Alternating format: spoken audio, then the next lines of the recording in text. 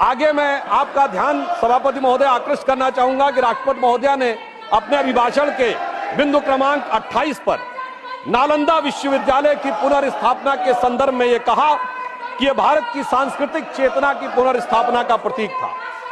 नालंदा सिर्फ भारत में ज्ञान का प्रतीक नहीं था, उस ज्ञान के प्रतीक को जिस ढंग से ध्वस्त किया गया, उस ज्ञान के प्रतीक को जिस ढंग से नष्ट किया गया, यह भारत की सांस्कृतिक चेतना की वो जीवनी शक्ति का प्रतीक था कि हमारी सरकार ने उसको जिस ढंग से स्थापित किया है वो कितना गहरा घाव था भारत के ऊपर। इसको मैं कोट करना चाहता हूं बाबा साहब अंबेडकर के शब्दों में।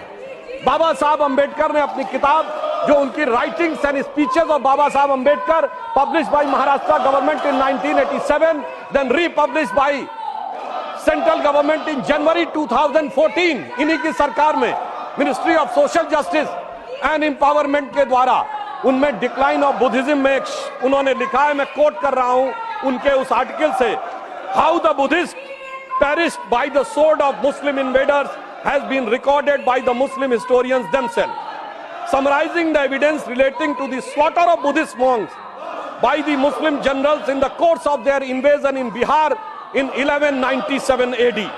और आगे उन्होंने विंसेंट स्मिथ को कोट किया है कि नालंदा विश्वविद्यालय के एक एक भिक्षु को पकड़कर किस प्रकार से मार दिया गया, कुछ लोग अपनी जान बचाकर नेपाल और तिब्बत चले गए।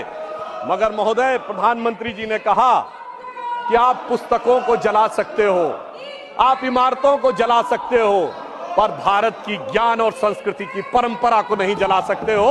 और इसलिए हमारी सरकार ने जो नालंदा का पुनर्स्थापना करने का प्रयास किया है वो भारत की ज्ञान परंपरा को पुनर्स्थापित करने का। मगर सभापति महोदय, जब भारत की सांस्कृतिक चेतना की बात आती है तो निश्चित रूप से हमारे मन में नालंदा, बोधगया और उसी के साथ साथ भव्य श्री राम मंदिर का विषय भी आता है। परंतु इस बार बड़ी मजेदार बात है कि अयोध्या की लोकसभा सीट पर हमें वांछित सफलता नहीं मिली और उसको लेकर इनके चेहरों के ऊपर जो चमक दिखाई पड़ती है, ये अपने आप में राजनीतिक विश्लेषकों के लिए एक फूड फॉर थॉट है। क्योंकि इस प्रकार का एक वातावरण इस देश में बनाया गया कि एक वर्ग के लिए all eyes should be on Rafah, चाहे किसी को पता हो रफा है क्या, कहां ये ना पता हो, पर दूसरे के लिए all eyes should not be on Ayodhya. परंतु मैं ये भी बताना चाहता हूं सभापति महोदय, ये लोग समझ नहीं पाए। अयोध्या में जब हमें वांछित सफलता नहीं मिली तो हमारे विरोधी बता क्या रहे हैं, देखिए साहब, आप अयोध्या हार गए, बस्ती हार गए, प्रयागराज हार गए, चित्रकूट हार गए, नासिक, रामटेक और रामेश्वरम, यानी भगवान राम से जुड़े सारे स्थलों के बारे में बता रहे हैं कि यहां भारतीय जनता पार्टी को वास्तविक, जैसे कई तो ऐसी सीटें थी, रामेश्वरम कभी नहीं जीते थे। परंतु महोदय, मैं कह रहा हूं ये समझ नहीं पाए प्रभु की लीला क्या है।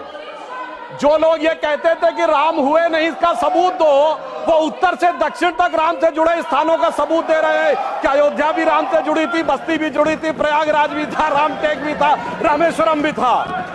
अरे आपको लगता है कि भगवान हमको हरवाने के लिए आए थे? नहीं, आपको अपना अस्तित्व मनवाने के लिए आए थे। और मैं ये भी बताना चाहता हूं महोदय, रामचरितमानस और रामायण में भी उल्लेख है कि एक बार नागपाश भगवान राम को भी लगा था और नागपाश लगने के कारण एक मूर्छा आ गई थी और तब राम विरोधी दल में बड़ी खुशियां छा गई थी। मगर वो प्रभु की लीला का हिस्सा था, सिर्फ हनुमान जी को अपनी शक्ति याद दिलाने के लिए। और ऐसा पहली बार नहीं हो रहा है, ऐसा पहली बार नहीं हो रहा है सभापति महोदय। आज से 30 साल पहले मुझे याद है उत्तर प्रदेश में जब समाजवादी पार्टी और कांग्रेस सबने मिलकर सरकार बनाई थी, सपा बसपा और कांग्रेस आई ने मिलकर, तब एक नारा लगा था कि मिले मुलायम काशी राम, हवा में उड़ गए जय श्री राम। मगर हम तब भी नहीं डिगे थे और जो हवा में उड़ाने की बात कर रहे थे, 3 साल में हमने केंद्र में सरकार बना के दिखा दी थी और उत्तर प्रदेश में भी सरकार बनी थी। अरे अब तो इतना अंतर आया है, तब आप हवा में उड़ाने की बात कर रहे हैं, अब आप एक एक स्थान को बता रहे हैं। आप निश्चित रहिए, जिसे एक हम लोग जो प्रसिद्ध भजन सुनते थे उसमें यह कहा गया है, जो हनुमान जी का प्रसिद्ध भजन है कि रावण युद्ध अजान कियो तब नाग की फांस सबे सिर डारो। परंतु चिंता मत करिए, वो शक्ति पुनः जागृत हो रही है और वो जागृत होकर हमें पुनः वहां तक पहुंचाने का प्रयास रखेगी। और एक मैं गंभीर बात करना चाहता हूं, श्री राम का विषय हमारे लिए हार जीत का विषय नहीं है। हम 2 सीटों की पार्टी थे, तब भी उतनी श्रद्धा और निष्ठा के साथ खड़े थे। हम 86 सीट पे भी वैसे ही खड़े थे, 120 पे वैसे ही खड़े थे, 182 पे वैसे ही खड़े थे, 282 पे वैसे ही खड़े थे, 303 पर वैसे ही खड़े और 240 पर भी वैसे ही खड़े हुए हैं। आपके लिए चुनावी हार जीत का विषय होगा, हमारे लिए चुनावी हार जीत का विषय नहीं है।